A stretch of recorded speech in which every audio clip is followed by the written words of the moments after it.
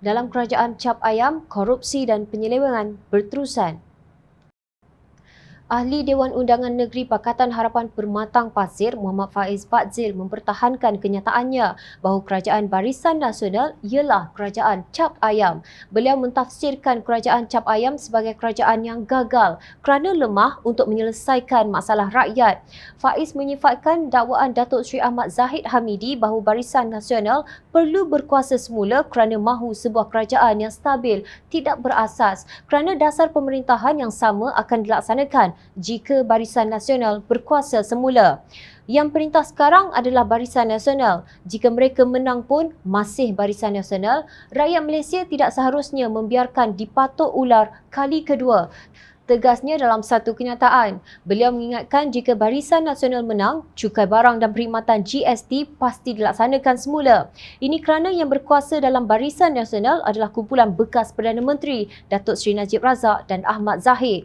Korupsi dan penyelewengan akan berterusan, ujarnya. Ahli Jawatankuasa Pimpinan Tertinggi Amanah itu merujuk kepada Indeks Rasuah CPI pada zaman Barisan Nasional iaitu tahun 2017 yang sama pada 2021 sebagai bukti bahawa di zaman pemerintahan mereka, kerajaan dan ekonomi negara lemah dengan pelbagai kes-kes rasuah.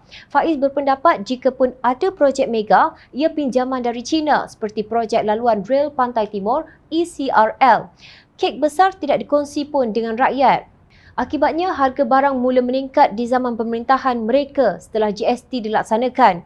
Inflasi pada Februari 2016 pada kadar 4.2% melonjak kepada 5.1% pada Mac 2017, katanya. Beliau juga menyelar kerajaan Barisan Nasional pimpinan Datuk Seri Ismail Sabri Yaakob yang tiada pelang tindakan khusus sebagai jalan keluar kepada masalah krisis bekalan makanan dan harga barang sekarang. Jadi di mana relevannya perlukan kerajaan stabil jika dasar yang sama memerintah? Soal Faiz. Seperti pendirian pemimpin Pakatan Harapan lain, pihaknya tidak gentar untuk berhadapan pilihan raya. Cuma Pakatan Harapan meletakkan kepentingan negara mengatasi kepentingan politik. Kenapa perlu bazirkan wang negara sekarang untuk adakan pilihan raya sedangkan wang negara yang ada seharusnya digunakan untuk selesaikan masalah harga barang, bidasnya. Dalam hubungan ini, Faiz berkata kerajaan sepatutnya menggunakan wang yang ada untuk meneruskan subsidi kepada barangan asas seperti ayam dengan mengembalikan peruntukan sebanyak 720 juta ringgit kepada penternak ayam yang telah dibatalkan. Barulah rakyat mendapat harga ayam yang murah.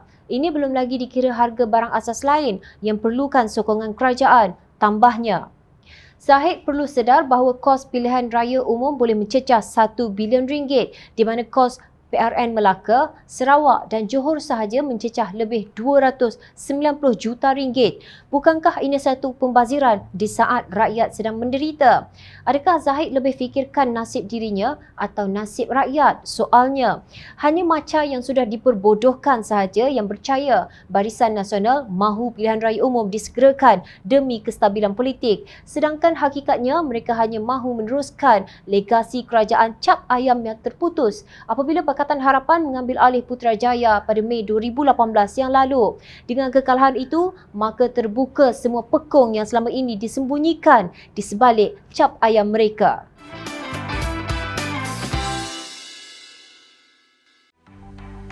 Mencari maklumat dan berita politik yang bebas, kupasan yang tepat, panas. Dapatkannya secara eksklusif hanya di Jom Channel. Komitmen kami, rentasan berita Isnin hingga Jumaat. Berbicara dan isu semasa, kami garapkan secara langsung. Panel-panel berkaliber dan profesional. Interaktif, pandangan anda kami raikan. Jangan lupa bersama kami di setiap hujung minggu dalam edisi khas mingguan. Jom Channel, moving forward, sharing a new experience.